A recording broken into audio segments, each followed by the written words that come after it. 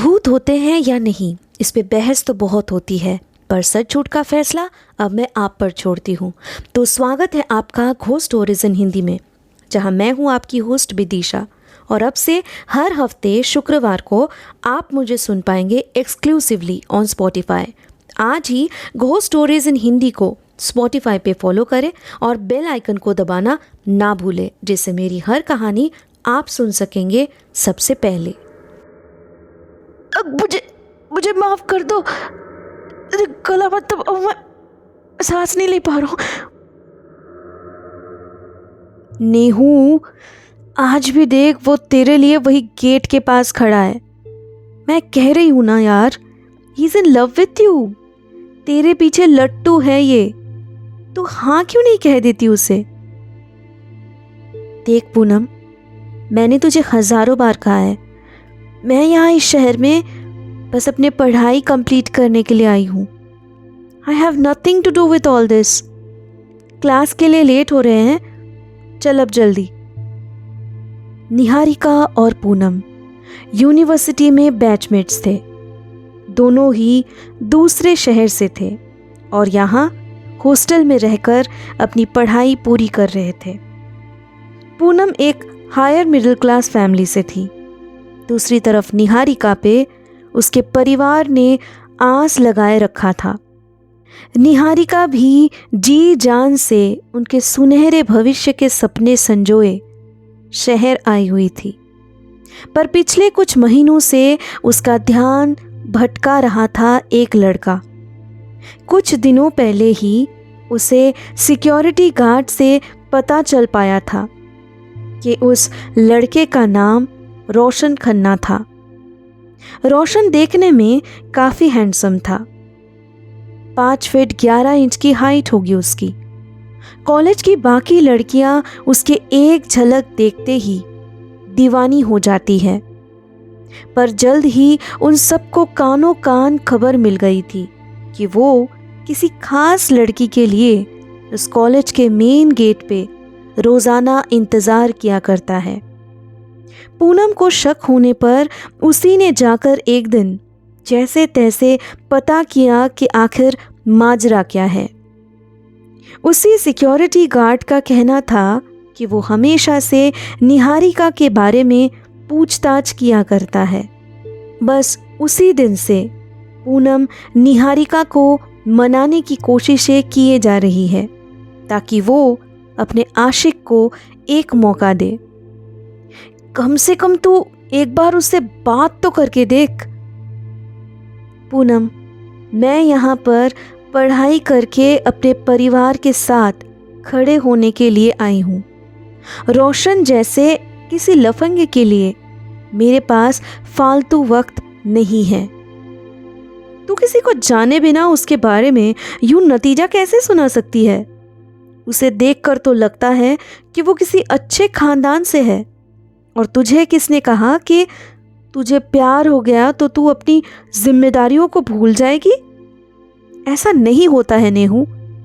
आगे तेरी मर्जी, तुझे जैसा ठीक लगे वैसा ही कर। आखिरकार निहारिका ने तंग आकर रोशन को समझाने के लिए उससे मिलने का निर्णय लिया। एक दिन मेन गेट के बाहर रोशन को उसकी तरफ देखते हुए उसने धीमी आवाज में आकर उसके सामने खड़े होकर कहा, देखो, मुझे तुमसे आज इसलिए मिलना था कि कुछ बातें बता सकूं। तुमसे मुझे कोई शिकायत नहीं, पर बस इतना कहना चाहती हूं कि मैं तुम में ज़रा सा भी इंटरेस्टेड नहीं हूं। इसलिए तुम्हारे लिए बेहतर यही होगा कि तुम अपने काम से काम रखो और मेरा यूं पीछा करना छोड़ दो। आज के बाद अगर मैंने तुम्हें कहीं भी देख लिया तो मैं तुम्हारे बारे में कंप्लेन करने पे मजबूर हो जाऊंगी। Stay away from me.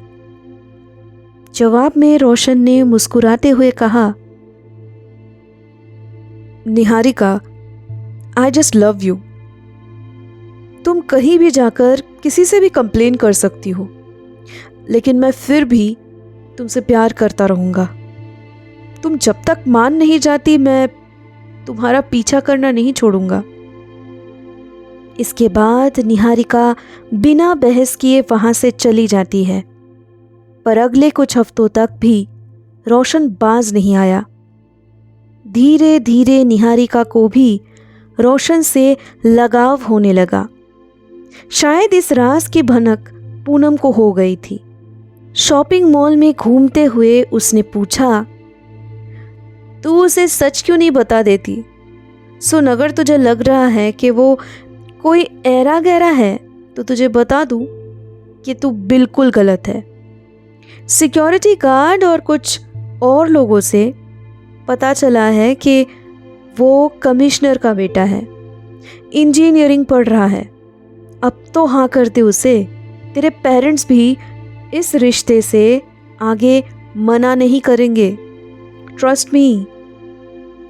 Poonam की बात खत्म भी नहीं हुई होगी कि निहारिका चौंक गई जब उसने पूनम के ठीक पीछे से रोशन को अपने तरफ आते हुए देखा। उसने सीधे आकर निहारिका के आगे घुटनों में बैठकर एक डायमंड रिंग निकालकर उसे देखते हुए कहा, आई लव यू निहारिका। आज प्रपोज डे है। मैं सच्चे दिल से, ईमानदारी से तुम्हारे साथ अपने आगे की जिंदगी बिताना चाहता हूं। Will you accept my love? Poonam ने इशारे से उसे हाँ कहने के लिए कहा और वहां खड़े हुए बाकी लोगों ने भी चीयर करना शुरू कर दिया। एक पल के लिए निहारिका को अपने आंखों देखी पर यकीन नहीं हो रहा था। आंखों में खुशी के आंसू लिए उसने रोशन को कहा, हाँ। वाकई में अपने खुशनसीबी पे गुमान महसूस हो रहा था निहारिका को। उसका मन तो यूं हो रहा था कि अपने माँ बाबा को सारी आप बीती बता दे, लेकिन पूनम ने उसे अभी जल्दबाजी करने से मना किया था। रोशन के साथ बिताए हुए खूबसूरत लम्हों को याद करते हुए उसके पहनाए हुए डायमंड रिंग को अपने उंगलियों से सहलाए जा रही थी नेहू कि तभी रूम के दरवाजे के खुलने पर उसने कहा, आ गई तू? सुन रहा है ना तू, रो रही हो मैं। अरे तू तो आज बहुत खुश लग रही है, क्या बात है? सेटिंग मेरी हो गई और गाना तू गा रही है। वैसे तू सही बोल रही थी यार, मोहब्बत का मीठा एहसास क्या होता है ये रोशन से नहीं मिलती तो मुझे कभी पता ही नहीं चलता। Thank you so much for making me realise the true meaning of love. काश ये सच होता, पर ऐसा है नहीं। व्हाट? ये तो क्या?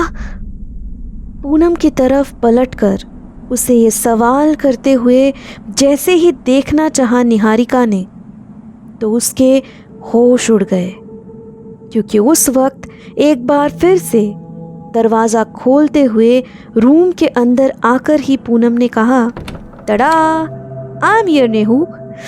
देख, आज तेरे लिए सरप्राइज है। Guess what? मैं तेरे लिए क्या लाई हूँ? ये देख। वैलेंटाइंस डे पे रोशन तुझे इस ड्रेस में देखकर दीवाना ना बन जाए तो कहना मुझसे।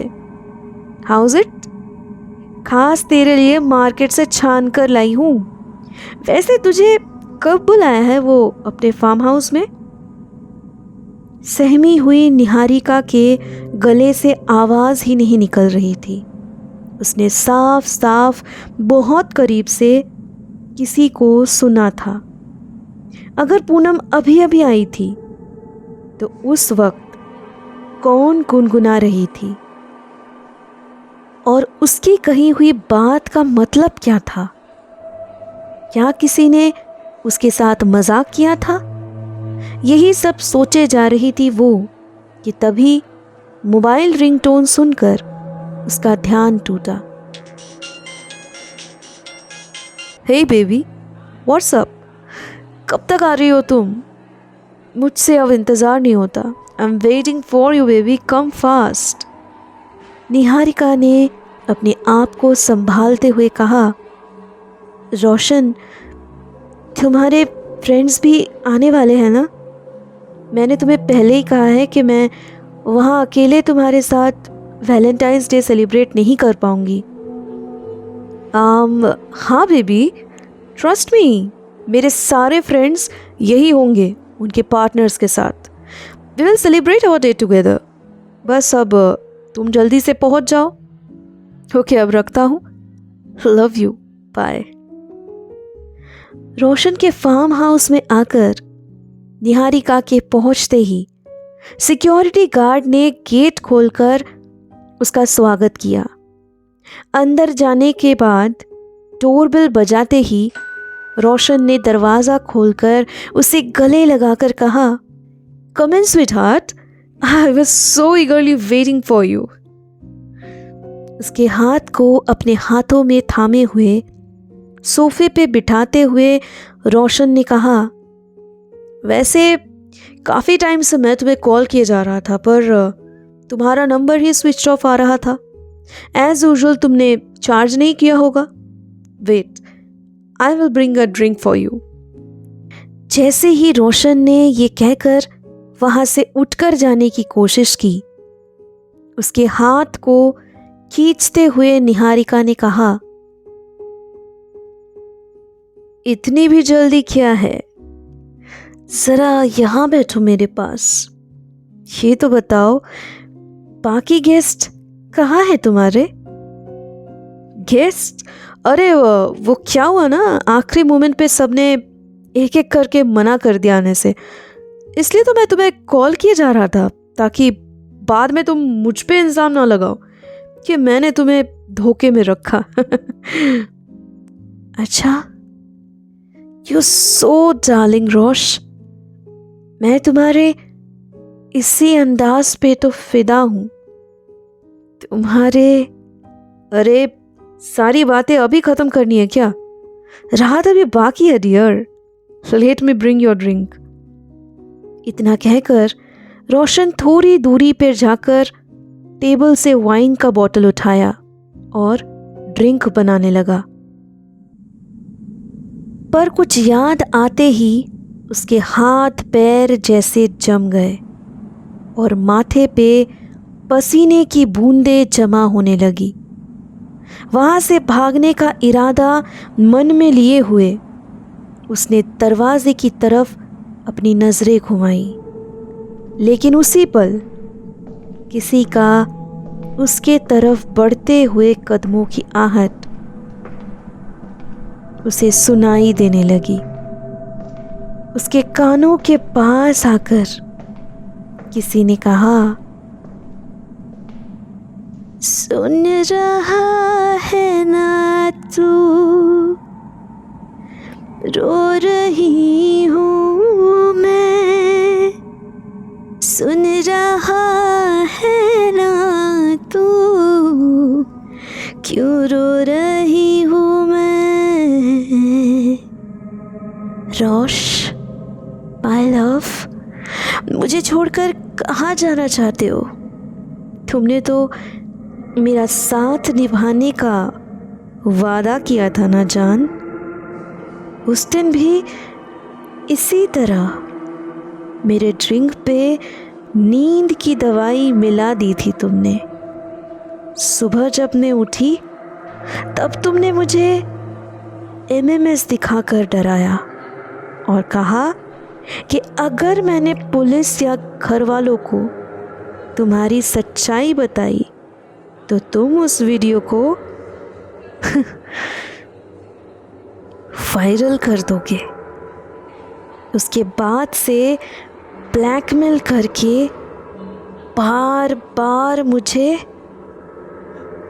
मौत के अलावा कोई चारा नहीं बचा था मेरे पास।